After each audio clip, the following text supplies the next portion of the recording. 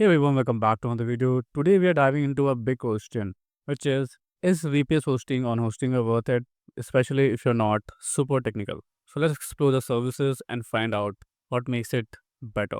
Because on paper, VPS sounds awesome. More power, more control, and faster performance. But with that control comes complexity. So if you're someone who's not Linux wizard or system admin, is really a good idea. Let's break down Hostinger's VPS plans, how they stack up in performance and usability, and whether they are worth the learning curve or not. So first let's talk about what is VPS hosting. So VPS hosting stands for virtual private server. Think of it like having your own slice of dedicated server with dedicated CPU, RAM and storage. Unlike shared hosting, your site won't be affected by others hogging resources, but there are some twists. You are responsible for setting it up.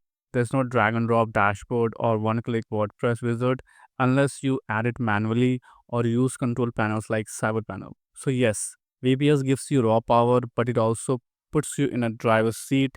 You are managing your own server, updates, security, and everything that works inside it.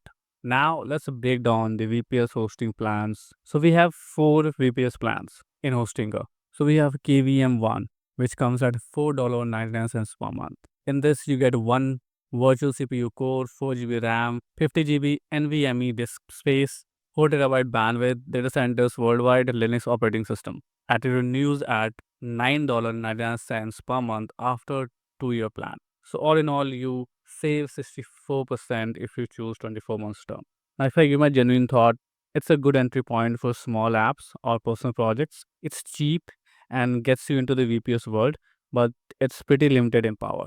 Let's move on to second plan, which is KVM2, which is the most popular one. So here you get two virtual CPU cores, 8 GB RAM, 100 GB NVMe disk space instead of 50 GB. You also get double the terabyte bandwidth, which is 8 GB, and data centers worldwide and Linux operating systems. Now, my genuine thought on this one's called the most popular for a reason. You get double the power for just $2 more. It can easily handle WordPress with traffic or small e-commerce setups. So yeah, now let's move on to KVM4. Now KVM4 comes at $9.99 per month. In this you get 4V virtual CPU cores, 16 GB RAM, 200 GB NVMe disk space instead of 100 GB, quite double, and also 16 TB bandwidth, plus data centers worldwide and Linux operating system like other services and plan. My genuine thought about this plan, it's a serious horsepower, great for agencies, heavy traffic, or multiple projects. The price to power ratio is strong, but only if you can manage it. So choose wisely. Now the last one we have KVM 8, which comes at $19.99 per month. My bad. It gives you 8 virtual CPU cores, 32 GB RAM, 400 GB NVMe storage, 32 TB bandwidth, and same data centers and Linux operating system and renews at 49 cents and renews at $49.99 per month after 2-year plan.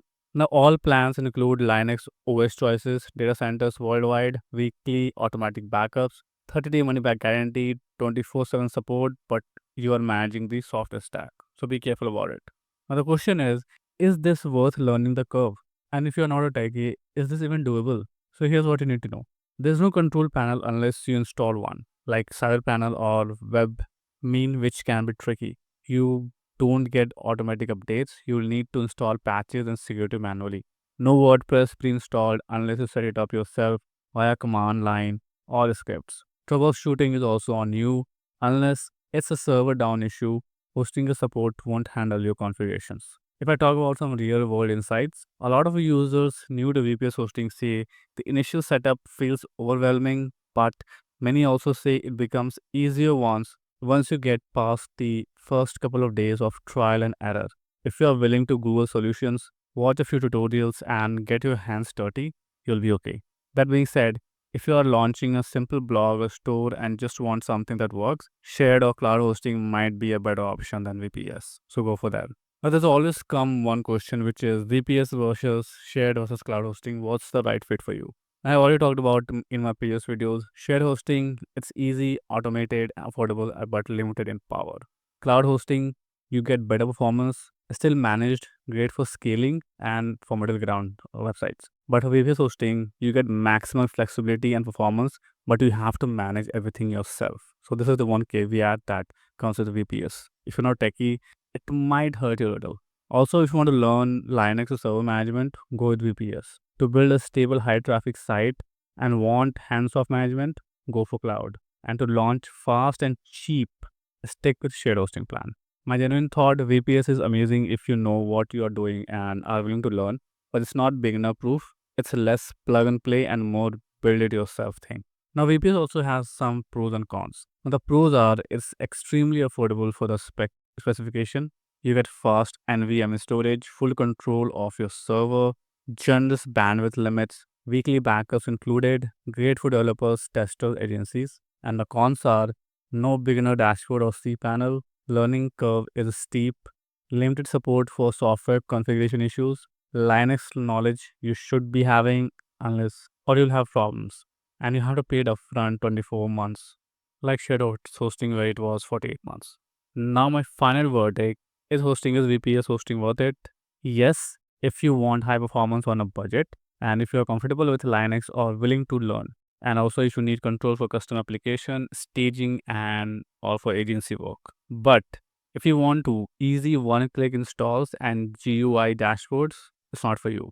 Or just want to run a blog or show without managing infrastructure, again, it's not for you. And if you don't have time or interest in troubleshooting servers, it's not for you. It's powerful, yes, but not beginner focused. If you treat it like a learning opportunity or a sandbox, it's a great deal. Just know what you are getting into. So that's it. Here was the full review of Hostinger's VPS hosting. And is the worth control and complexity for the right person? Absolutely. Let me know. Are you thinking about trying it? Have any questions about setup or choosing a panel like side panel or cPanel? Drop it in the comments. Like if this helped. Subscribe if you want more real world hosting tips. And I'll catch you in the next one. Take care. Bye bye.